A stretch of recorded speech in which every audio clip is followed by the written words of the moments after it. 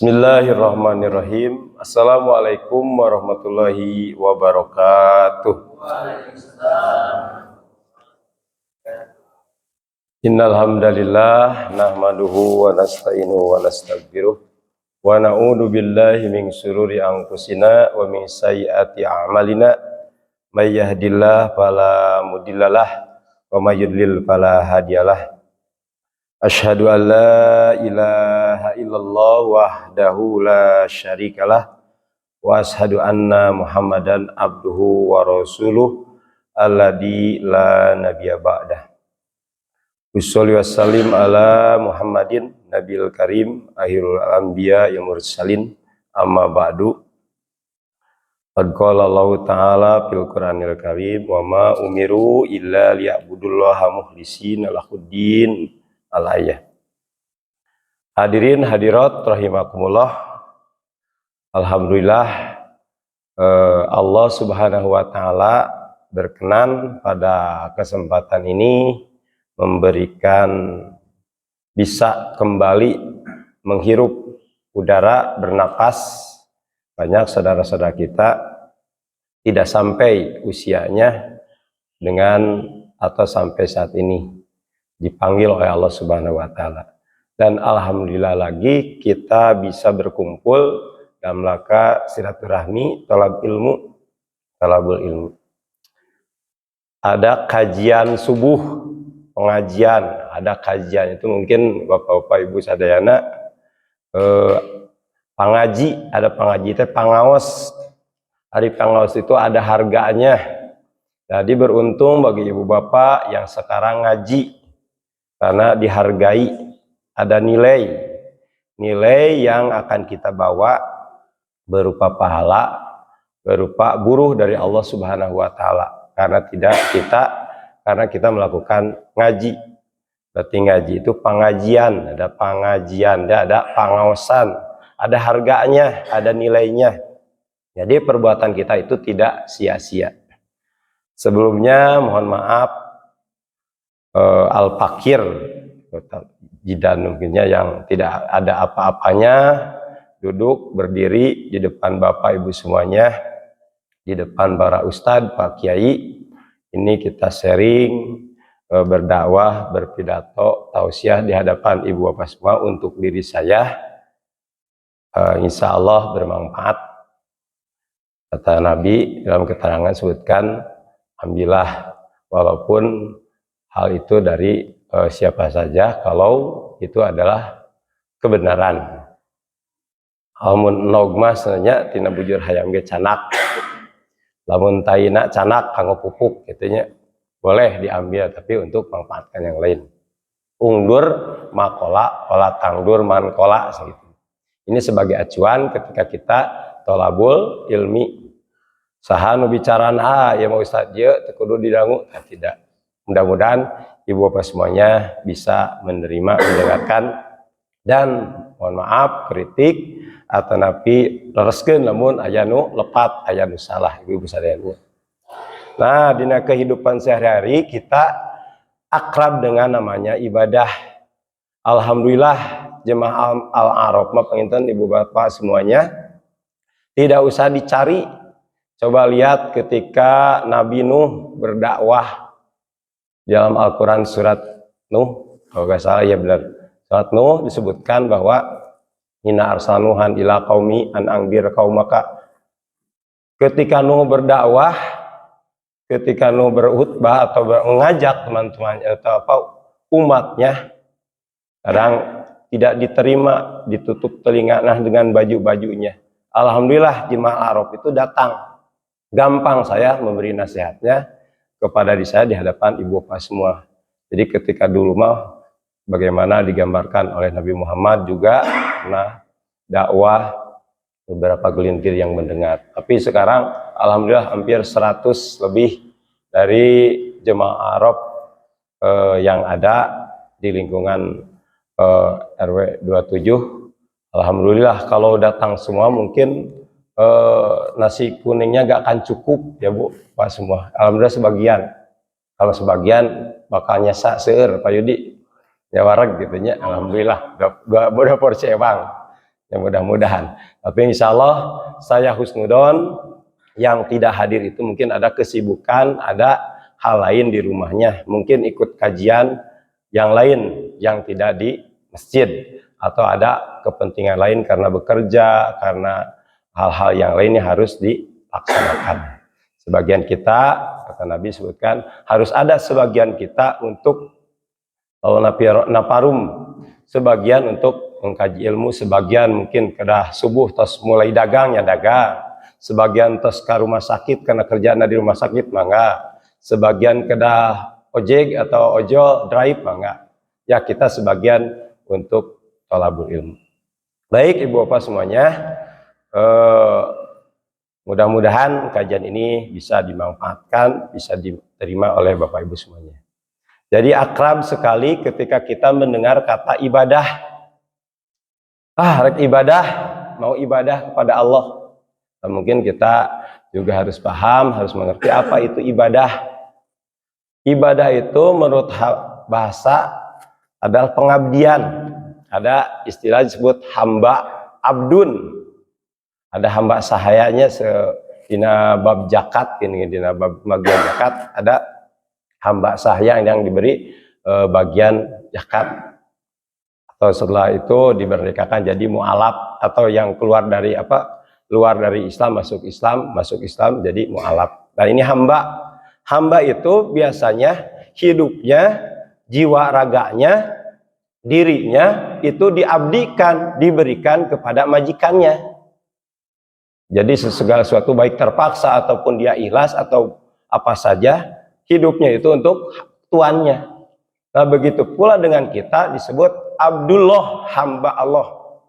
Jadi kalau kita mengaku sebagai Abdullah, hamba Allah, ini pengertian secara harfiah dari ibadah adalah pengabdian, mengabdi kepada Allah. Jadi harus rela, harus siap kita mengabdi kepada Allah, jiwa raga kita, jasad kita, ruh kita untuk Allah. Kalau kita suka membaca di surah di doa iftitah, sehari-hari kita di awal sholat, setelah takbiratul ihram di rakaat pertama ada doa iftitah. Ada sebagian yang Allahumma abaid baini, ada yang wajah tuh. Nah, ada di sana sebutkan inna sholati wa nusuki wa mahyaya wa mamati lillahi rabbil alamin. Inna sholati, sesungguhnya salatku, salat abi, wa nusuki, segala perbuatan ibadah perjalanan kita semuanya, wa mamati, wa mahyaya, hidup kita, wa mamati, mati kita, lillahi rabbil alamin. Itulah kalau menjadi hamba Allah, kita serahkan semuanya untuk Allah Subhanahu wa taala. Untuk mengabdi kepada Allah Subhanahu wa taala. Kalau kita menjadi hamba Allah Subhanahu wa taala. Beda dengan tadi hamba sahaya atau abdun yang diserahkan kepada majikannya. Tapi ini mah lebih dari itu. Allah yang Maha Pengampun, Allah yang memberikan pahala, Allah yang memberikan buruh kepada kita. Ketika kita mengabdi kepada Allah, maka tunggulah cucuran rahmat dari Allah Subhanahu wa taala, kesenangan dan kenyamanan, ketenangan dari Allah Subhanahu wa taala akan kita dapatkan. Tetapi ada patokan, ada prinsip, ada aturan, ada acuan, ada ketentuan ketika kita melakukan ibadah. Apa saja ketentuannya? Nah, ada yang memberikan definisi ibadah itu, katanya hiya al ibadatu, ibadah itu adalah at-taqarrubu ilallah, mendekatkan diri kepada Allah. Jadi jalma anu ibadah mah mendekat kepada Allah. Untuk apa mendekat Allah itu? Intisalil awamir, melaksanakan perintah-perintah Allah, wajtinabi nawahih, menjauhi larangan-larangan Allah, upaya taat kepada Allah. Wal amalu, dan mengerjakan, melaksanakan bima adinalahu bisari'un, apa-apa yang diperintahkan, apa-apa yang disyariatkan oleh agama, yaitu oleh Allah dan Rasulnya. Itu yang disebut dengan ibadah. Mendekatkan diri kepada Allah. Kalau kita telah dekat, berarti siap berkomunikasi dengan Allah, siap diatur oleh Allah, siap kita mentaati Allah. Nah, di surat Al-Fatihah kita sering membaca di ayat kelima, iyyaka na'budu wa iyyaka nasta'in. Hanya kepadamulah kita beribadah dan hanya kepadamulah kita memohon pertolongan. Jadi di surat Al-Fatihah juga disuruh oleh Allah kita ibadah itu hanya kepada Allah. Wa ma umiru illa liya'budullah. Seperti kita melakukan sesuatu kecuali disuruh oleh Allah kecuali untuk beribadah kepada Allah. Jadi setiap hidup, setiap aktivitas kita adalah kita serahkan kepada Allah untuk beribadah. Baik secara fisik ataupun secara ruh, secara mental, secara jiwa. Kalau fisiknya kita misalkan sholat, saum, fisik melakukan pendekatan ibadah kepada Allah. Secara ruhnya hati kita, jiwa kita rela untuk melaksanakan perintah-perintah atau titah Allah Subhanahu wa Ta'ala. Itu at-taqarrub ilallah. Bisa secara fisiknya, bisa secara mentalnya, secara jiwanya, atau secara ruhnya. Nah, ada dua aspek yang perlu diperhatikan dalam ibadah. Apa saja aspeknya? Yaitu an-niyatu atau nawaitu. Nawaitunya kalau ibadatnya harus benar. Yang kedua adalah yang disebut dengan kaifiat, cara. Niat benar, niat ikhlas, niat sesuai, tapi kaifiat salah, bakal salah. Kaifiat benar, kaifiat sah, boleh benar, tapi niat salah jadi ibadah. Jadi ada dua aspek ini yang harus kita perhatikan. Hiji niat, kaduana kaifiat. Kaifiat itu adalah cara-cara, aturan, ketentuan. Jadi kalau ibadah itu tidak semata-mata semau kita, sekehendak kita. Yang keduanya yang tadi niat, yang ke satu adalah diri kita, jiwa kita ketika melakukan sesuatu itu untuk siapa? Untuk Allah Subhanahu wa Ta'ala. Itu dalam ibadah. Barulah akan bernilai ibadah itu di sisi Allah Subhanahu wa Ta'ala. Ada ibadah, tetapi ibadahnya itu diterima atau tidak. Kalau lepas keluar dari syarat ini, maka ibadah tidak akan diterima. Ibadah yang bagaimana? Nah, disebut ada dua kategori lagi, yaitu ibadah mahdo, ada ibadah ghair mahdo. Kalau ibadah mahdo, niatnya harus ikhlas, betul, kaifiatnya harus benar. Niat ikhlas, kaifiat benar. Kalau dalam ibadah mahdo. Jadi ketika niatnya benar, tetapi caranya salah, ini tidak akan juga sampai kepada Allah. Tidak akan diterima. Atau caranya benar, niatnya salah, juga tidak akan diterima oleh Allah. Atau tidak sah. Yaitu ada niat, ada kaifiat. Yang harus beriringan, tidak bisa dipisahkan. Contoh, osok main bola. Kaifiat main bola, nah kaifiat niat nih, Persib niat yang benar main bola tuh. Ada di dalam main bola teh ya 45 menit pertama, terus istirahat, terus 45 menit kedua. Selama bermain ada aturan-aturan yang harus dilakukan, yang harus dituruti. Kuring mah ngarah eleh lawan rek ngagolkeun we saacan ditiup periwit, saacan dimulai ngagolkeun ka gol 10 kali, bus gol sah henteu. Sah tidak golnya? Tidak akan sah karena can mainnya, itu can main di luar permainan. Di luar permainan geus ngagolkeun. Cek wasit teh, prit baru mulai. Wah, kita udah main 10 kali menang. Tidak sah, can dimulai, ya, can dimulai. Atawa engkewe terakhir geus cara pengen batur, pemain Persib teh najong 5 kali, wah gol, lunas. Sah henteu sah. Sebab di luar atau saatos bermain. Tapi begitu bukan dengan ibadah. Ini analogi mungkin ya supaya dapat dimengerti. Ketika kita beribadah yang mahdoh, ketika melaksanakan perintah Allah, tetapi belum waktunya, seperti hanya mungkin kemarin saum, ngarah jongjon di bulan sami saum, batur saum, orang mah geus saum geus tamat, tidak sah, sama can bermain.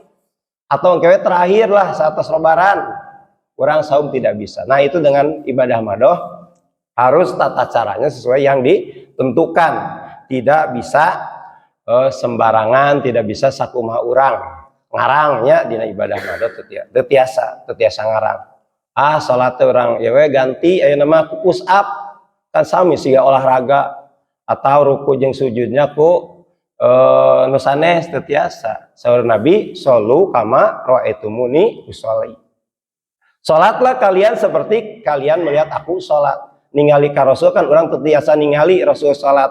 Aya ulama, aya para tabiin, aya para sahabat. Tinggal tina riwayat-riwayat mereka menyampaikan kumaha salat Rasulullah SAW. Jangan ada ungkapan, ada kadang-kadang seperti ini. Ada ungkapan, cukup ajalah niat. Bae da Allah mah maha uningan niat urang. Nah, bagi jamaah yang udah tahu, ini harus diperhatikan.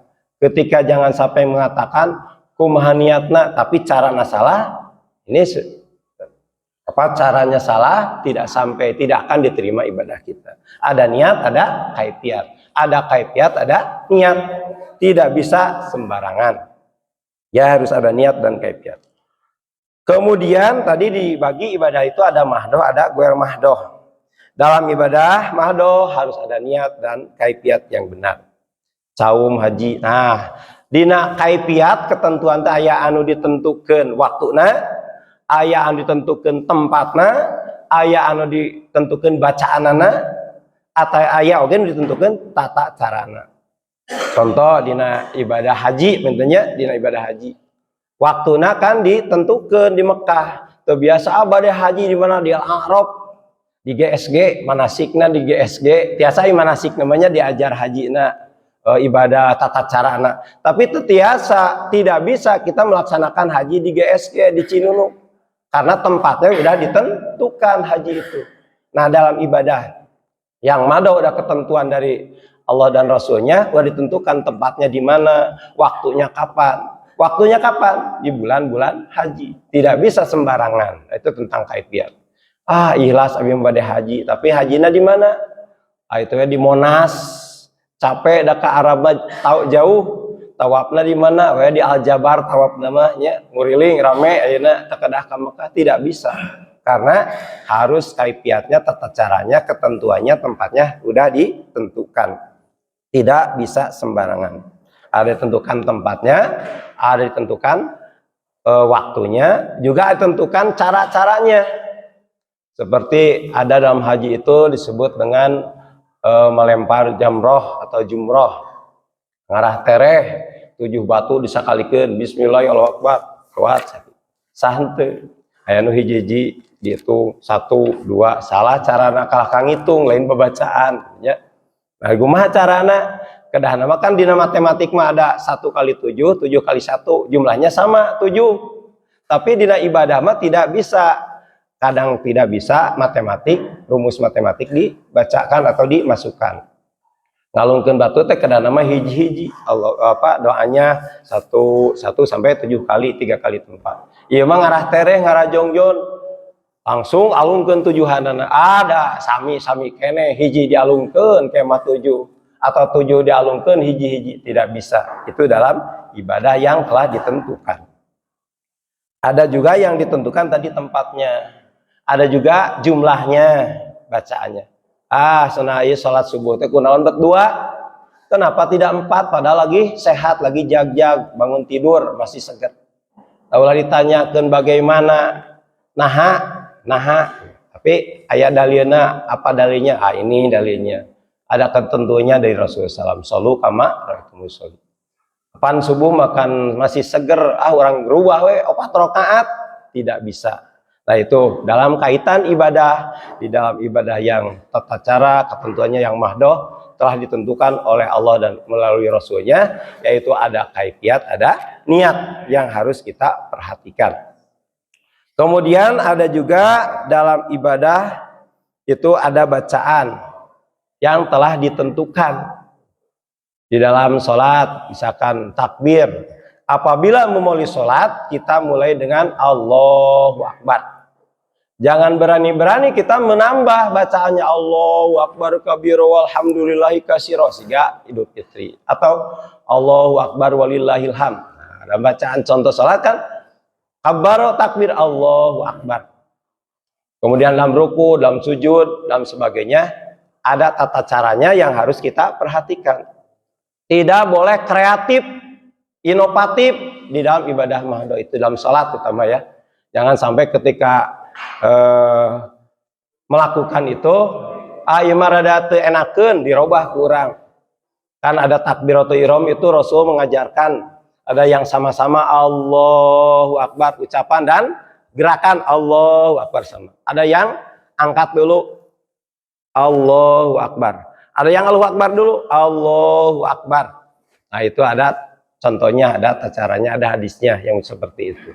Nah kita ada melihat yang lain mungkin di beberapa aliran atau ada golongan, ada mungkin ada yang di bawah tidak ada takbirat apa yang dirumaikan ya seperti itu. Nah mungkin kalau ada dalilnya, ada ketentuannya kita bisa terima. Ketika tidak ada dalilnya, ketika tidak ada ketentuannya, ketika tidak ada polanya, maka ibadah kita akan diragukan. Mungkin lebih ekstrimnya tidak akan diterima oleh Allah Subhanahu wa Ta'ala. Nah, seperti yang selanjutnya waktunya saum, ada saum sunat, ada saum wajib. Yang dalam saum sunat kalau secara hitungan matematik kalau lebih banyak itu lebih baik. Biasanya seperti itu, orang mengatakan lebih banyak lebih baik. Saum Daud itu kan hari satu kali saum, satu kali berbuka, satu kali saum, satu kali berbuka, satu kali berbuka, satu kali saum. Lamun dijumlahkan di bulan satu bulan itu mungkin 15 hari ya saum Daud itu. Yang nama sana orang saum. Misalnya sabulan cempleng, sabulan 30 hari atau 29 hari. Kan lebih banyak, eta saum pahalana lebih gede. Dina ibadah tidak bisa demikian. Kalau kata Nabi kan la soma man soma abada. Teu aya saum anu saum salamina di tanggal hiji tapi ke tanggal terakhir saum. Nah, ketika sahabat pada zaman Rasul salam aya nu saum terus, aya nu bangun teu bobo-bobo, aya nu mau nikah sebenarnya. Kami kata Rasul, kuring teh Rasul teu kitu-kitu teuing ya. Jadi sesuailah dengan aturan ketentuan Allah. Ya kalau mau saum yang ekstrim itu yang paling berat itu saum sehari, saum buka sehari seperti saumnya Daud. Jangan lebih dari itu. Karena kita kuat, saban hari we saum, tidak ada. Tidak ada yang dicontohkan saum selama-lamanya. La soma man soma abada. Ya, disebutkan seperti itu. Tidak ada saum dengan saum selama-lamanya. Secamplong setahun saum. Tidak ada yang seperti di dalam agama Hindu mungkin budaya, walau alam. Ada yang disebut tapa, mencari ilmu pengetahuan di gua. Para wali mungkin dulu gak tahu walau alam benar atau tidak katanya. Atau para yang mencari ilmu kadugalan. Ulah tuang ieu cicing di guha selama sabulan teu tuang-tuang puasa. Nah, puasa cicing ka eta teu aya contohna teu aya ketentuanna. La soma man soma abada. Nah, yang kedua tadi mahdoh khusus ada contohnya tata caranya. Yang kedua goer mahdoh anu tata caranya dibebaskan. Nah, ini mah niat yang diperhatikan, niatnya harus ikhlas. Tata caranya antum a'lamu. Biasanya di goer mahdoh mah masalah keduniaan, masalah yang antum a'lamu, kamu lebih tahu. Masalah-masalah yang tata caranya tidak ada ketentuannya. Waktunya bisa bebas. Seperti ayeuna jihad, aya zaman Rasul ngajihad atau jimis ngaji kemis. Ada wanon teh surabi, aya teu ya boleh silakan waktu nama. Misalkan bulan Mulud, bulan Safar, bulan Rajab, waktuna silakan. Aya tentuanana naon? Ketentuanna tolabul ilmu. Ngaji. Nah, zaman Rasul aya ngaji, aya. Zaman ayeuna ngaji berarti orang mencontohkan Rasulullah untuk ngaji tolab ilmu. Aya tolab ilmu tapi waktunya boleh silahkan di mana saja kapan saja asal waktu dan tempat yang diperbolehkan. Itu. Jadi ketentuan dalam goer mahdoh dalam ibadah yang tidak ada tata caranya yang saklek, itu boleh saja kita kreatif ya, kreatif.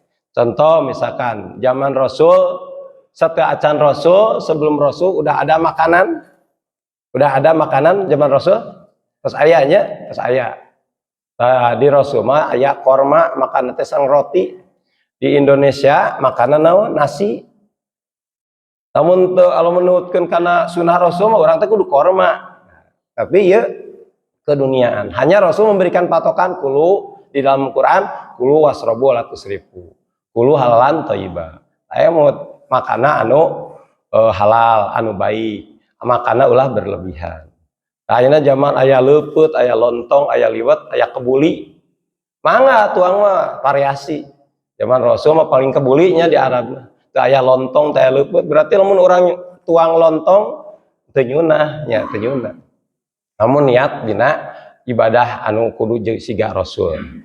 Maju Rasul paranjang siga gamis, sementara di urang aya lepis, aya acuk anu koko. Baju koko teh sebenarnya sana baju islaminya, baju takwa sebenarnya, baju takwa.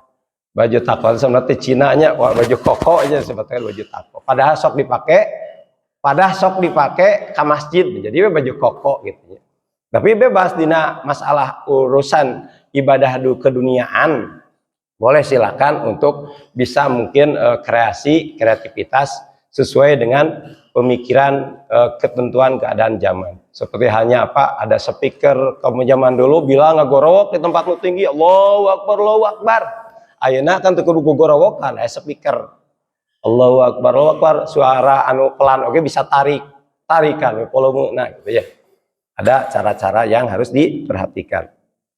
Kemudian selanjutnya ketika tidur Rasul suka mendengkur. Urang nu teu mendengkur teu nyunah kan teu ya. Itu mah silahkan.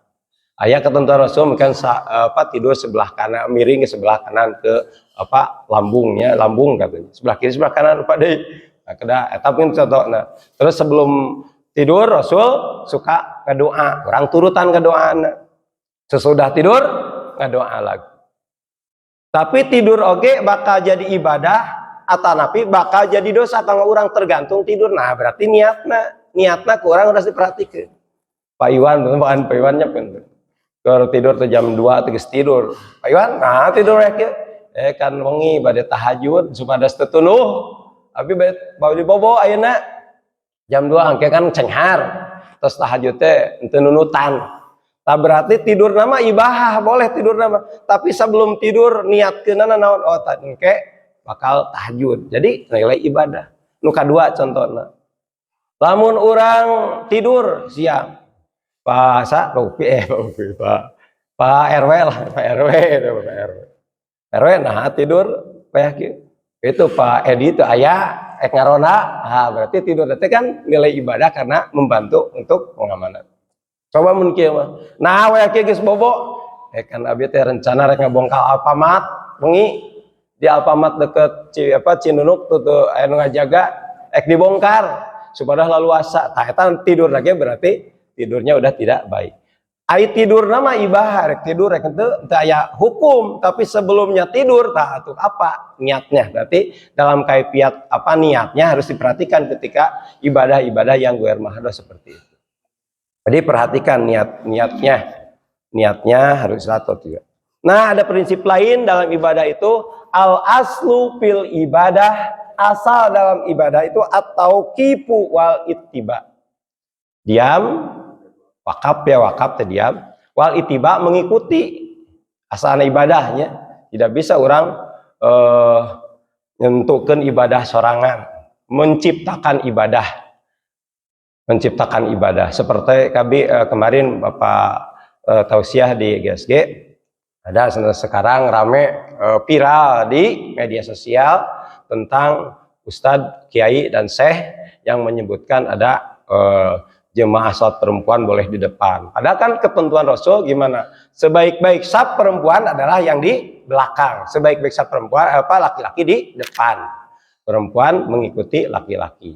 Laki-laki yang tua yang berilmu yang berjajar di depan ketika imam salah bisa menggantikan. Terus bertahap, anak-anak ke belakangnya perempuan. Ada celeneh katanya madhabnya madhab presiden, nah gitu ya. Ada madhab presiden, rasul presiden bukan rasul ya, atau bukan sahabat, bukan para ulama disebutkan, tapi mengambil madhab seperti itu. Wallahu alam pemikirannya. Jadi ada katanya kecewa yang alumni-alumninya kecewa, kenapa? Katanya tidak seperti itu katanya ya, syekhnya mengatakan itu. Bahkan nanti khutbah Jumat katanya bakal perempuan. Nah itu berarti udah menyalahi ketentuan-ketentuan yang dicontohkan oleh Rasulullah SAW. Nah dalam ibadah itu at-tauqif wa itiba, ngikuti, jangan kreatif, terutama dalam ibadah yang mahdoh, ibadah yang khusus telah dicontohkan Rasulullah SAW. Kemudian wafi ibaratul ukhra, dalam ibadah pengertian lain, al ibaratul ukhra al aslu fil ibadah al butlan, asal ibadah teh ditolak, batil, temenang. Hatta yakuma dalilu ala amri, sehingga aya parentah anu nyuruh. Jadi na ibadah mas ada teh terlarang asana teh, tapi aya dalil anu marentah. Jadi lamun dina ibadah mahdoh mah ulah ditingali mana anu ngalarang. Sok ayeuna salat urang 5 rakaat subuh, aya anu teu ngalarang, aya. Tapi kan aya nu marentah, aya nu marentah kudu 2 rakaat, seperti itu. Jadi ulah diteangan mana nu ngalarang teu aya. Salat bari ngagoler aya teu? Aya lamun gering, anu sehat ngagoler salat, aya teu nu ngalarang. Tapi kan ada ketentuan salat harus berdiri ketika mampu, seperti itu. Nah, al-butlan ditolak, batil ibadah teh hatta yakuma dalil alal amri, sehingga aya dalil anu marentahkeun. Lamun teu aya dalil anu marentah mah dina ibadah ulah ibadah seperti itu. Lamun teu aya dalil anu marentah. Jadi harus ada dalil. Mana dalilna, mana hadisna, mana Qur'ana, intinya seperti itu. Aya dalil teh anu secara umum, secara letterlock teu aya, tapi mengacu kepada hal seperti itu. Jadi mun dina Quran memang solu salatlah, kumaha salat teh diterangkeun ku hadis, ku sunnah Rasul. Untuk secara langsung ada kan orang aya ingkar sunnahnya, istilahnya ingkar sunnah. Cek Quran we kumaha Quran. Jadi bingung ngalaksanakeun teh sana teh aya pola, teh aya ketentuan kumaha salat teh, kumaha saum teh. Cek Quran ge kieu we, kumaha urang we da marentah unggul, tidak bisa. Harus ada polanya, mengikuti ittibai Rasul dina ibadah mahdoh. Itu mesti ada acuan, mesti ada pola, mesti ada ketentuan dalilnya Quran ataupun hadis. Baik secara tersirat langsung ataupun secara pemahaman kias atau analogi yang kita terima oleh akal kita. Nah, terus dalam ibadah itu jangan diakal-akalkan semua. Semacam gini, kita pernah Rasulullah SAW ketika wudhu menerangkan melakukan itu, mengusap itu atasnya. Namun secara akal anu kotor hanapna luhurna, hanapnanya, nah diusap teh luhurna. Nah maka hadis keterangan menyebutkan kalaulah ini agama dengan akal, tentu ieu sapatu diusap teh hanapna atau dibersihkan teh hanapna, bukan luhurna. La adinu la aklalah. Kalau ayat keterangan agama teh ada memang harus dimengerti oleh akal, tapi tidak semua ketentuan agama itu dimengerti oleh akal, oleh pikiran. Ada yang harus samina wa ata'na, taat, turut, tidak semestinya harus diakali. Seperti itu. Nah itu al aslu fil ibadah al butlan hatta yakuma ala dalil. Dalil naon ala tahrimi wal butlan. Dalil anu ngaharamkeun berarti teu meunang, dalil anu marentah berarti ngawajibkeun. Hatta yakuma dalil, sehingga aya dalil anu ngaharamkeun atau anu ngalarang. Tapi setiap ibadah mahdoh biasana ulah diteangan nu marentahna, dima neangan teh nu ngalarangna. Terus yang selanjutnya sedikit pentingnya al aslu fil ibadah ghairu maqulil makna tadi. Asa dina ibadah itu adalah tidak dimengerti oleh akal. Jadi tadi ulah diakal-akali, cek akal. Nah, salat teh 2 rakaat subuh teh akan masih segar kudu nama cek akal mah kudu sing loba. Tapi tidak bisa. Urang cek rasulna kitu, contohna kitu nya 2 mah 2 we. Nya 4 mah asar atau duhur 4 we, isya mah 4 we. Tidak bisa. Nah, maka ada kaidahnya al aslu fil ibadati, asal ibadah itu ghairu ma'qulil makna, tidak dimengerti oleh akal. Wal aslu fil adati ma'qulil makna, asal dina kebiasaan mah dimengerti. Contoh, orang di payung, kunaon bet di payung, bisa panas bisa hujan. Ayeuna subuh-subuh di payung teu panas teu hujan, teu dimengerti kan. Namun cek adat di payung teh karena aya hujan aya panas. Ayeuna kebiasaan di urangnya, entah kebiasaan dari mana. Ketika mayat jenazah, mohon maaf mungkin ada pemahaman yang berbeda. Ketika mayat di payungan, karunya tuh sana panaseun mayat teh di payungan mayat. Atau mun karunya buka we da bisi eungapeun mayat teh nya geus dibongkem gitu eungapeun. Nah, eta kan mun diakali mah kahar itu di payungan bisi panaseun. Nah, mungkin eta ada asimilasi agama yang lain masuk ke dalam ajaran Islam seperti itu. Sehingga menjadi tradisi ketika mayit itu harus di payungan bisi panaseun cenah. Panaseun kumaha eta ge dibungkem eungapeun gitu nya. Amun cek akal mah lamun panaseun atuh buka mayit teh bisi eungapeun seperti itu. Jadi agama mah teu tiasa di sebanyakan teu tiasa diakalkeun. Memang aya nu katarima ku akal, tapi lamun teu ditarima ku akal, teu karti ku akal, ulah ditanyakeun udah disesuaikan yang akal, tarima we samina wa ta'na, itu poinnya. Tah eta dalam ibadah yang penting ibadah mahdoh ada dalil, ada perintah, kumaha acuana, kumaha contohna. Tetapi dalam keduniaan ibadah yang ghair mahdoh silahkan niatnya yang ikhlas. Tata caranya misalkan mendidik anak, Rasul memberikan apa tata caranya, ada acuan-acuannya, tapi ngadidik nama bade dikatek-kakeun, bade ka SD, bade privat, bade homeschooling kan teu aya. Eta anu acuanna naon? Thalabul ilmu, ngadidik anakna aya ti Rasul merintah ti Allahna anakna didik gitunya seperti itu. Tapi caranya teu aya aturan kudu di kapungkur ada kan Baitul Arqam nya zaman Rasul di suatu bumi. Mungkin eta hiji analogi, hiji kias ketika kita sekarang ada thalabul ilmu teh di tempat-tempat, ada di kelas-kelas. Kapungkur Rasul oge terus aya gambaranna di Baitul Arqam mengajak para sahabat mengajar belajar Islam di suatu tempat. Nah, ayeuna pun aya homeschooling, aya kursus, eta mah silahkan dibebaskan, itu dalam hal keduniaan. Hadirin hadirat rahimakumullah, sakedik deui Bu endenya, Bu andi geus kaliak-kaliak kalem. Sakedik deui.